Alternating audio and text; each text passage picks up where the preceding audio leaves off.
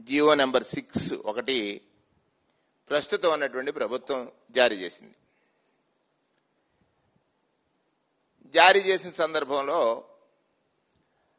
అక్కడ స్థానికంగా ఉన్నటువంటి సెట్టిబెల్లి సామాజిక వర్గానికి చెందిన మంత్రి చంద్రబాబు నాయుడు గారికి ఆయన ఏదో గొప్పగా సాధించానని చంద్రబాబు నాయుడు గారి చిత్రపటాలకి పాలాభిషేకాలు చేయిస్తున్నారు. ఇదే మంత్రి గారు గతంలో ఏం మాట్లాడారు, ఇదే మంత్రి గారు ప్రస్తుతం ఏం మాట్లాడుతున్నారు. ఈ జీవో రావడానికి కారణం ఏంటంటే గీత కులాలు కలిసి ఉండాలి. ఏమిటా గీత కులాలంటే గౌడ, సెట్టిబెల్జ, శ్రీశైన, యాత, ఈడిగ. ఈడిగలు రాయలసీమ ప్రాంతాల్లో, శ్రీశైనులు శ్రీకాకుళం ప్రాంతంలో, యాతలు విజయనగరం ఆ ప్రాంతంలో, సెట్టిబెల్జలు తూర్పు పశ్చిమ గోదావరి అలాగే విశాఖపట్నం కృష్ణా జిల్లాలో, పార్ట్ ఆఫ్ కృష్ణా జిల్లాలో, మిగతా ప్రాంతాల్లో గౌడులు. ఉమ్మడి ఆంధ్రప్రదేశ్ రాష్ట్రంలో ఈ విధంగా ఈ సామాజిక వర్గాలు ఉన్నాయి. ఈ సామాజిక వర్గాల జీవన ప్రమాణాలు పెంచడానికి లేదా ఈ సామాజిక వర్గాలకి రాజకీయ అవసరాలను తీర్చుకోవాలనుకున్నప్పుడు ఐక్యతను చాటడానికి ఈ జీవోని ఇష్యూ చేయడం జరిగింది. ఇష్యూ అయిన సందర్భంలోనే అమలాపురం ప్రాంతానికి చెందిన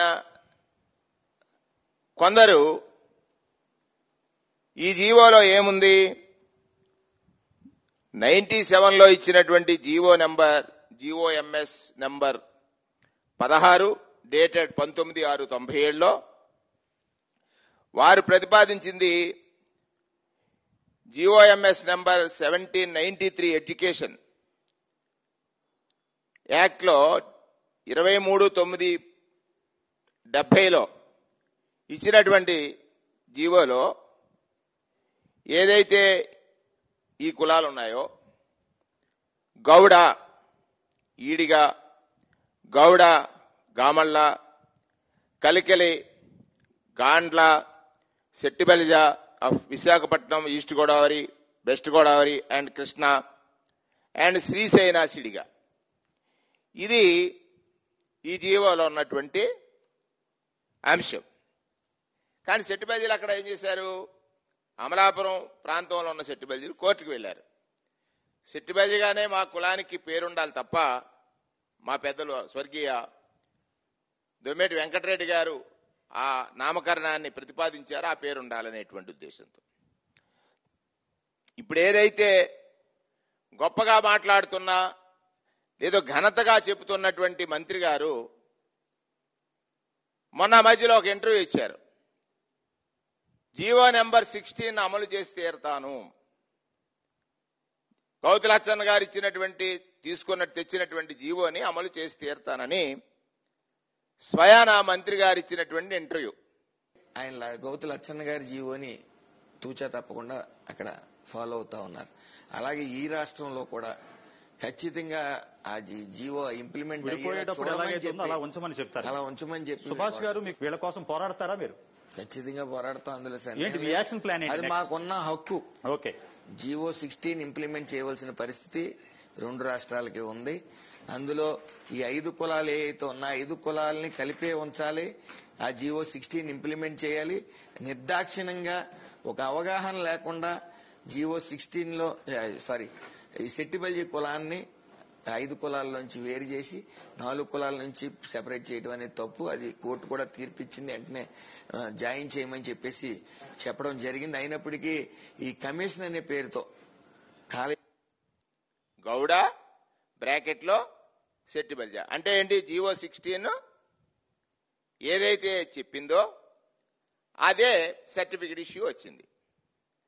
అక్కడ ఉన్నటువంటి కుల సంఘాలు అందరూ వెళ్ళారు, మళ్ళీ ఒక రిప్రజెంటేషన్ ఇచ్చారు, ఆందోళన చెందారు. మళ్ళీ ఇదే మంత్రి గారు ఆ సందర్భంలో ఏం స్టేట్మెంట్ ఇచ్చాడంటే ఇది టెక్నికల్ మిస్టేక్ తొందరలో సమస్య పోద్ది, ఒక వారం రోజుల్లో అని ఒక స్టేట్మెంట్ ఇచ్చారు. రెండో సందర్భంలో నేను సోషల్ వెల్ఫేర్ మినిస్టర్తో మాట్లాడాను. సోషల్ వెల్ఫేర్ మినిస్టర్ గారితో దీన్ని సాల్వ్ చేసేస్తానని ఒక మాట అన్నారు. నేను అనుకున్నాను ఇది బీసీ వెల్ఫేర్ సబ్జెక్ట్ కదా, సోషల్ వెల్ఫేర్ మినిస్టర్తో ఏం మాట్లాడతాడు ఈయనని ఈనాడులో చదివాను. ఈయన పదే పదే ఇప్పుడు చెప్పారు కదా అక్కడ, అందులోనే అవగాహన లేదనేటువంటి మాట. అవగాహన గురించి నేను మాట్లాడను, కానీ ఒక కేబినెట్ మంత్రి మాట్లాడేటప్పుడు పూర్తిగా అధ్యయనం చేయాలి. ఇది ప్రభుత్వం తరఫున మాట్లాడేటువంటి కేబినెట్ మంత్రి అవగాహనతోనే మాట్లాడాలి. అంటే సెట్టిబల్జీలకు ఒక సమస్య ఉండేది. శ్రీకాకుళం, విజయనగరం, విశాఖపట్నంలో, లేకపోతే కృష్ణా జిల్లా, గుంటూరు జిల్లా, ప్రకాశం జిల్లాల్లో సెట్టిబల్జీలుగా గుర్తించేటువంటి పరిస్థితులు, సర్టిఫికేట్లు వచ్చేటువంటి పరిస్థితులు లేవు. ఆ జీవో ఇష్యూ చేసే సమయంలో ఇంకో సమస్య మా దృష్టికి వచ్చింది. గ్రేటర్ రాయలసీమలో ఉన్నటువంటి సెట్టిబల్జీలు ఓసీలుగా పరిగణింపబడుతున్నారు. వాళ్ళ ఆక్యుపేషన్ ట్యాపింగ్ కాదు కనుక ఆ గ్రేటర్ రాయలసీమ డిస్ట్రిక్ట్స్ ని, ఆ జిల్లాలను మినహాయిస్తూ రాష్ట్ర వ్యాప్తంగా సెట్టిబల్జీలు ఎక్కడున్నా సెట్టిబల్జీలుగానే సర్టిఫికెట్లు పొందొచ్చు అని ఒక జీవో ఇష్యూ చేశాం. మెమో ఎప్పుడు వచ్చింది? 2వ నెలలో వచ్చింది. జీవో ఎప్పుడు వచ్చింది? 11వ నెలలో వచ్చింది. ఈ మంత్రి గారు ఏం చెప్తున్నారంటే అక్కడ ఉన్నటువంటి ప్రజలకి 23/2న వైఎస్ఆర్ కాంగ్రెస్ పార్టీ ఓ జీవో ఇచ్చింది అంటున్నారు. ఆయనకి జీవోకి మెమోకి వ్యత్యాసం తెలియలేదు. కేబినెట్ మంత్రి గారికి పాపం జీవో ఏంటి మెమో ఏంటో తెలిసి మాట్లాడాలి కదా. జీవోకి మెమోకి తేడా తెలియనటువంటి మంత్రి గారు చాలా పెద్దగా దీనివల్ల మేము ఇచ్చామంటున్నారు. ఇక్కడ కూడా వస్తాను నేను. వైఎస్ఆర్ కాంగ్రెస్ పార్టీ ఇచ్చింది, మీరేం చేయాలి? వైఎస్ఆర్ కాంగ్రెస్ పార్టీ ఇచ్చినటువంటిది తప్పని మీకు తెలిసిన తర్వాత దాన్ని అమలు చేయాలా, క్యాన్సిల్ చేయాలా? తప్పని నువ్వు అంటున్నావు కాబట్టి, మీరు అంటున్నారు కాబట్టి, తప్పని మీరు అంటున్నారు కాబట్టి క్యాన్సిల్ చేయాలి. అది కాకుండా మేము రాజకీయ లబ్ధి కోసం దాన్ని బేస్ చేసి ఇచ్చానని చెప్పడం అంటే ఇది మరి హాస్యాస్పదం కదా.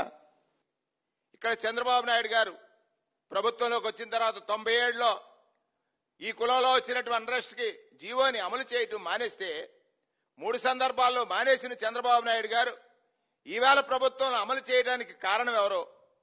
ఈ మంత్రే కదా. అమలు చేసి మళ్ళీ అల్లరొస్తే ఆపడానికి కారణం ఈ మంత్రి అయ్యి, ఈ కులం యొక్క యువత మనోభావాలకు దెబ్బతీయడానికి ఈయన కాదా కారణం? జూన్లోనేమో అమలు చేసి తీరుతానంటాడు, జూన్లో అమలు చేసి తీరుతానంటాడు, మళ్ళీ సెప్టెంబర్కి వస్తులోకేమో జీవోని ఎత్తేయాలంటాడు. ఎత్తేశారు. మంత్రి గారు, నేనేది నా రాజకీయ చరిత్రలో మీకులాగా సాక్షాత్తు ఒక ఎస్సీ మంత్రి ఇల్లంటించిన కేసులోనో ఎమ్మెల్యే ఇల్లంటించిన కేసులో నేను ముద్దాయని కాదు. మీ చరిత్ర అది ఒకసారి చూసుకోండి. మేమేదో తప్పు చేసాం, మీరేదో గొప్పవారని చెప్తున్నారు. మీ చరిత్ర చూసినట్లయితే చాలా ఉంది. కాలేజీల్లో ఉద్యోగాలు ఇస్తానని దాని గురించి పడుతున్నారు కదా. కాలేజీల్లో ఉద్యోగస్తాలను డబ్బులు కలెక్ట్ చేసినటువంటి చరిత్ర మాది కాదు. మీ చరిత్ర గురించి మాట్లాడదాం స్పెషల్గా ఒక డిబేట్ పెట్టి.